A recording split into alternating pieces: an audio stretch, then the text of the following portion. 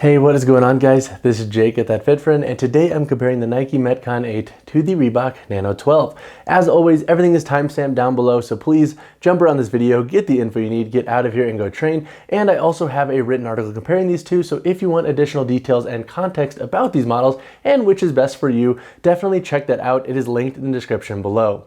So 5 major differences between the Metcon 8 and Nano 12 include number 1, their midsole constructions and how that's going to translate to your performance. So over here in the Nike Metcon 8, we have a Nike React foam that extends the entirety of the shoe's midsole. That is this white foam layer here. We have outsole wraps on the medial and lateral midfoot here, and then we also have a hyperlift insert interjected into this model's heel. So this is very similar to the Metcon 7. If you have ever worn a Metcon 7 and trained in that model, expect a very similar level of versatility and stability with the Metcon 8. Up here in the forefoot, this Nike React foam gives you a nice level of maneuverability and responsiveness, whereas back here in the heel, it's super clunky and super stable. So it's great for lifting, however, this heel can be a little bit limiting for more versatile training.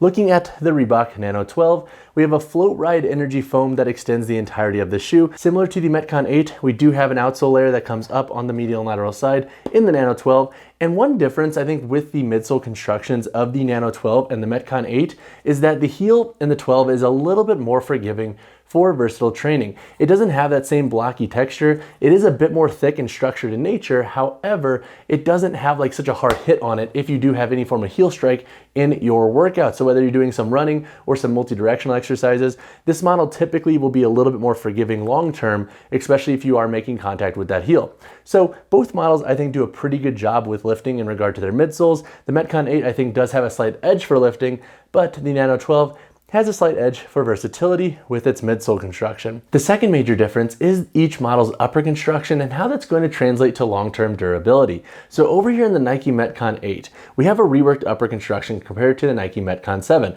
I have compared those two shoes. I'm going to link that video up there. But in the Metcon 8, we have a mesh upper with synthetic overlays, and this extends from the forefoot to the midfoot.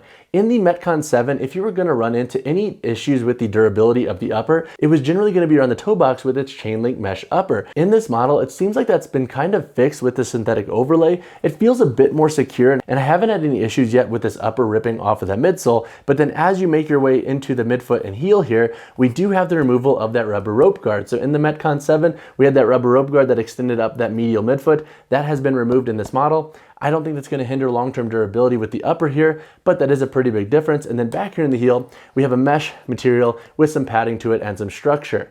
Looking at the Reebok Nano 12, we have a flex weave knit that extends from the forefoot into the midfoot. Through the midfoot and heel, we have textile overlays, and then looking at the midfoot, we have these TPU clips that extend off of that midfoot and interject into the heel. This is designed to give you a little bit more support for your lateral, medial, midfoot, and heel. Overall, the durability in the Reebok Nano 12 is okay. However, with knits, if you're having a ton of abrasion on this model, I would say be very conscious of that because knits can be a little bit more prone to fraying long term. But overall, the uppers in both of these shoes do a pretty good job with durability. I do think the Metcon 8 is going to be a little bit more abrasion resistant long term. So if you're doing a ton of CrossFit, for example, and you have a ton of abrasion from whether it be burpees and dragging the toes or rope climbs, I do think the Metcon 8's upper will fare a lot better. The third major difference between these models is their heel to toe drop. So in the Nike Metcon 8, we still have a 4mm heel to toe drop. This is consistent with all the other Nike Metcon models.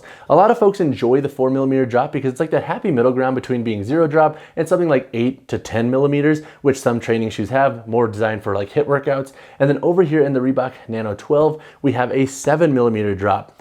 Honestly, both of these drops are neither good nor bad. It really comes down to your personal preferences. If you like a little bit more heel and a little bit more drop, the Nano 12 may resonate a little bit more with you. But if you like kind of like that middle ground shoe with a little bit of heel, the Metcon 8 may work as well per your wants and needs.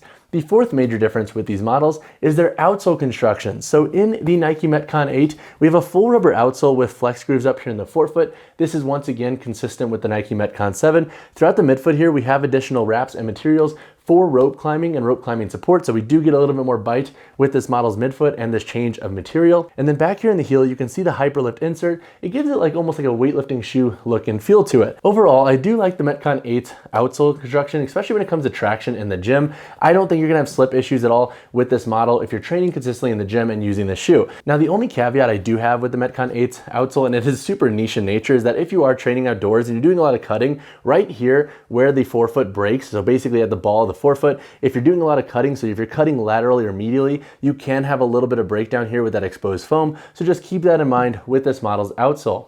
In the Reebok Nano 12, we have a full rubber outsole with a lug tread patterning. Overall, this shoe does a pretty good job with grip and durability. When training outdoors, I have not had any issues yet with this model's outsole breaking down or with the other Nano 12 iterations. So I do like the outsole construction in the Nano 12, but both models I think will do a plenty good job when it comes to traction in the gym. The fifth major difference is the sizing and fit of each of these shoes. And this is one of the factors that I think really divides folks into the Nano and Metcon camp. So in the Nike Metcon 8, we have a more athletic fitting shoe. It is slightly more low profile in design, so the heel is nice and low profile. Through the forefoot into the midfoot, we have lower volume, and this model doesn't have a ton of instep. The length fits true, and the width is what I would describe as neutral. So for folks with like narrow and neutral width feet, the Metcon 8 generally resonates really well with their overall anatomical needs. In the Reebok Nano 12, we have a slightly wider width throughout. It does run a tiny bit longer than the Metcon 8, and we have a slightly higher instep volume. So generally folks with slightly wider feet and slightly thicker feet will like the Nano 12. However, once again, with most cross-training shoes, you don't have a ton of instep volume. So that is an issue, I think, with size inclusivity with these types of shoes. But if you're on the fence between the Metcon 8 and Reebok Nano 12, and you have a slightly wider foot, you'll likely resonate a little bit more with the Nano 12, whereas if you like more low profile, like athletic fitting shoes that almost feel like cleats, the Metcon 8 will resonate really well for your needs. But now let's talk about the performance differences of each of these shoes. When chatting on the performance of these shoes, I'm gonna break this section to a few different parts. Let's talk about which model is better for lifting first. So for recreational lifting, and if you're just gonna be using these shoes for general strength work, both of these models will work. However, if I had to give the edge to one of these shoes, I'm going with the Nike Metcon 8. I just feel like it has a slightly more stable fit and feel to it for weight training. So if I'm pushing heavier squats or deadlifts, I generally like how the Metcon 8 feels a little bit better. With this hyperlift insert, you get a nice level of stability in the heel. And with this forefoot, despite being a little bit more maneuverable and responsive, you don't really lose out on stability with the shoe. And I actually kind of like how that forefoot feels when you're training and really grounding those toes into the ground. In the Reebok Nano 12, you get a nice level of stability, but I would categorize this shoe as being much more recreational in nature. It's not gonna be my top pick for maxing out my barbell lifts. I'm not the biggest fan of the drop, especially for deadlifts. And for squats, this model is just okay. With the bulkier toe up here, it can be a little bit hard to really ground the toes in this model. Now let's talk about which model is better for CrossFit. So if you are looking into one of these shoes for pure CrossFit workouts, and that's all you're gonna be doing, go with the Nike Metcon 8. This shoe definitely has the edge in this context. Any site or resource that says the Nano 12 is the best CrossFit shoe is out of their mind, because with the Nano 12, while it will work for most CrossFit WODs, it has an issue with durability, and that has to do with this midfoot construction.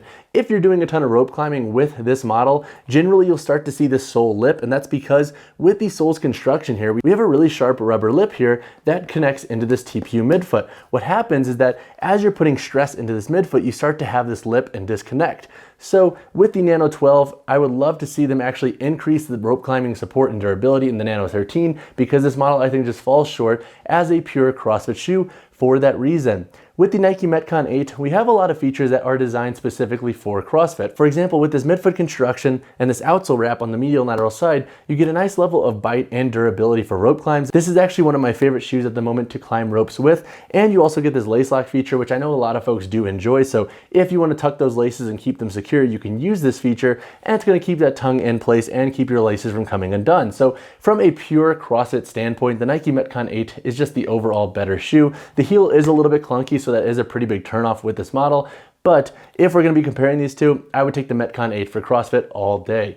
Which model is better for versatile training? So Both shoes are okay. However, I'm going to give the edge to the Nano 12. So if you're investing in a shoe for like class workouts, HIIT workouts, and doing more multi-directional exercise and athletic style training, the Nano 12 does a pretty good job. You get a nice level of traction with this outsole. The midsole supports most exercises pretty well, and the heel is more forgiving. So you can do a little bit more with the Nano 12 compared to the Metcon 8 in the context of versatile training. The Metcon 8 works. However, if you're not going to be primarily on the forefoot and midfoot when you're training, this model can get a little bit uncomfortable once again due to that heel. So that being said, I do hope in the Nike Metcon 9, Nike takes this hyperlift insert out of the heel and maybe does another removable hyperlift insert. I thought that was an awesome feature, and that would give this shoe's heel, I think, a better fit and feel for versatile training.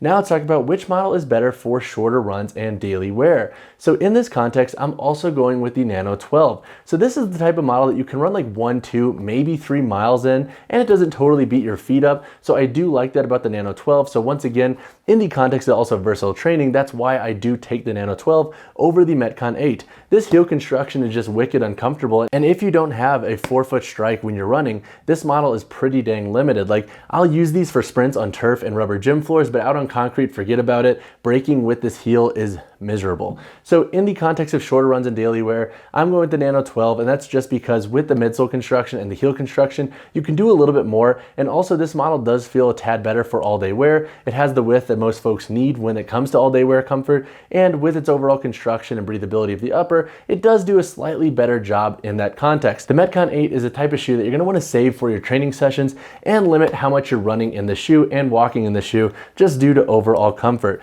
So when it comes to the performance breakdown, for lifting, go Metcon 8. For CrossFit, go Metcon 8. For versatile training, both shoes work, but the Nano 12 has the edge. For shorter runs and daily wear, go Nano 12. It's going to be a little bit more comfortable and forgiving for that style of training. All right, so when it comes to sizing and fit, I've already briefly talked about that in this video, but I didn't give you any actionable steps on how to size these shoes based on which model you're looking into. So in the Nike Metcon 8, if you have a narrow or neutral width foot, go true to size in this model. If you've ever worn the Nike Metcon 7, size that the same as you would with the 8. If you have wide feet, you could technically try sizing up a half size in the Metcon 8. However, I'm not convinced you're still going to have the width you want, and you could run into heel slip issues due to the low profile boot. So for wide feet, you may want to look into other training shoes that will fit your anatomy a little bit better. In the Reebok Nano 12, if you have a narrow or neutral width foot and you like a snugger fit, go down a half size. If you have a neutral width foot or a wider foot and you like having a little bit of room at the end of your toe box, go true to size in this model. This model runs a little bit longer than the Metcon 8 and has a slightly wider width throughout, so it does generally fit folks who have slightly wider feet a little bit better than the Metcon 8. So when it comes to the pricing differences of the Metcon 8 and Nano 12, you can expect to pay $130 USD for the Nike Metcon 8 and $135 for the Nano 12. Honestly, I do feel like both of these shoes could be warranted for their price points, especially if you align with how they're going to perform. But that being said, like if you're investing in the Nano 12 and you're going to be using them only for CrossFit, the price point might be a miss, because if you have that shoe break down in a couple of months because of rope climbs, you're likely going to be pissed. So once again, I think if you're going to invest in one of these shoes, just make sure you align with where they're going to perform best, because that's going to help you get the most out of these models. All right, so now let's go over the weight, heel to toe drop, and insoles in the Nano 12 and Nike Metcon 8. For my size 10 Nano 12 model here, we have a weight of 11.60 ounces. In my size 10 Nike Metcon 8, we have a weight of 12.35 ounces. The Nike Metcon 8 has a heel to toe drop of 4 millimeters, and in the Reebok Nano 12, we have a heel to toe drop of 7 millimeters. The Nano 12 does have a thin foam removable insole, so as you can see, it is pretty thin in nature. And then over here in the Nike Metcon 8, we also have a thin foam removable insole. All right, now let's do the construction breakdown of the Nano 12 and the Metcon 8. Looking at the toe box, both models feature extended outsole layers that wrap up. They're both biased towards the medial side. I like that for overall durability. And then looking at the upper constructions in the toe box, we have a flex weave knit here in the Nano 12 and a mesh with synthetic overlays over here in the Metcon 8. Looking at the toe boxes too, you can see that there's a bit more volume in the Nano 12, so this knit does have a bit more give to it, and it's a bit more spacious throughout the forefoot, extending into the midfoot. Looking at the midfoot constructions, over here in the Metcon 8, we have outsole wraps here on the medial and lateral side. This helps with rope climbing support and durability, and then we have the synthetic uppers extend through the midfoot on both sides of the shoe. Looking at the heel, we have a mesh heel with a little bit of padding and support back here. So the heel in the Metcon 8 does have a little bit of rigidity to it. Looking at the Reebok Nano 12, the midfoot here has this plastic TPU layer that extends out of the outsole. And so once again, with both sides of the shoe, you have a very sharp lip here. And so in theory, that's nice for giving you additional bite for rope climbing. However, what ends up happening is with the stress of rope climbing, this starts to like lip off. And that's also why I don't really recommend the Nano 12 for serious CrossFit training. It's not the best shoe for CrossFit anymore. And then looking at the midfoot upper in this model, we have textile layers that extend into the heel, and the heel itself has a little bit of padding and a bit of structure to it. Looking at the midfoot constructions in both of these models, in the Reebok Nano 12 here, we have 1, 2, 3, 4, 5, 6 eyelets that wrap up with the 7th back here for lace lock. The lacing system is pretty standard in nature with this internal looping system. We do have a loop here on the tongue for tongue support, and the tongue itself has a bit of padding, and it's made of like this breathable mesh. Looking at the Nike Metcon 8, we have 5 core eyelets that wrap up, and then we have this lace lock mechanism. So as opposed to the 7 that had the lace lock down here as well, we only have the lace lock up here at the top. So if you want to tuck those laces while you're training, you simply tuck that in, and that keeps your laces pretty secure. And this lace lock mechanism also serves as your main tongue loop when it comes to tongue security. Looking at the midsole constructions, in the Nike Metcon 8, we have a Nike React foam that extends the entirety of this shoe. Obviously, you have these outsole overlays here, and then you have that hyperlift insert back here in the heel, and then you have this TPU layer here to prevent drag and handstand push-ups. The heel construction in the Metcon 8, I think, is a lot more tailored to CrossFit. However, it is still, once again, pretty dang clunky for what it is. Looking at the midsole in the Nano 12, we have a Flow Ride Energy foam throughout the entirety of this midsole. We have these outsole overlays here in the midfoot, and then looking at the heel, we also have this TPU overlay. It does help prevent drag a little bit with handstand push-ups, but honestly, this could be reworked too. I think this is another area where the Nano 12 could be improved. Looking at the outsole constructions, both models feature full rubber outsoles. In the Nano 12, we have a full lug patterning here. This outsole once again wraps up on the toe box and throughout parts of the midfoot. And then looking at the outsole in the Nike Metcon 8, we have a full rubber outsole. You have this cutout for the hyperlift insert, flex screws up here in the forefoot, and then you have these different textures here on the midfoot for rope climbing. Once again, both of these models have removable insoles, which I just showed you, but that makes up pretty much the brunt of these shoes constructions. If you have additional questions about either of these models, hit me in the comments below. Alright guys, that wraps up my comparison of the Nike Metcon 8 and Reebok Nano 12. Both of these models are pretty dang similar to their prior iterations, so I'm super stoked about the Nike Metcon 8 and Reebok Nano 13 next year, and I know that's a little bit preemptive to say, but if you have any questions on these models and which you should go with or which is going to be best for your needs, please drop a comment down below or reach out to me personally, whichever you prefer. And as always guys, drop a like on the video, try to subscribe to the channel. I'll see you in the next one.